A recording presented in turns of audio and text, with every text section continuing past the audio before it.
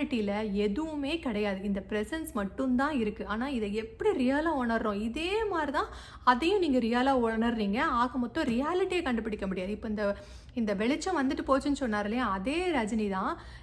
இப்போ நான் அவரோட வீடியோ சர்ச் பண்ணும்போது நான் பார்த்தேன், சினிமா விகடன் நினைக்கிறேன், அவர் அந்த ஷார்ட்ஸில், யூடியூப் ஷார்ட்ஸில் அவர் சொல்லியிருக்காரு, தோன்றி மறையிறது வந்துட்டு போகிறதெல்லாம் மாயை தானே அப்படின்னு அவரே சொல்லியிருக்காரு. அப்படி இருக்கும்போது இந்த எக்ஸ்பீரியன்ஸுமே மாயை தான். அவரோட அந்த லைட் உள்ளே வந்தது, அது ஒரு மாயை தான். மேபி அது ஸ்பிரிச்சுவல் எக்ஸ்பீரியன்ஸாக இருக்கலாம். But still it is an experience. அனுபவம் தான். அனுபவம் போகும், தோன்றி மறையும். ஆனால் உங்களுடைய உணர்வு இருக்குது பார்த்தீங்களா, உள்ளார உணர்வு, அது எப்பயுமே போகாது.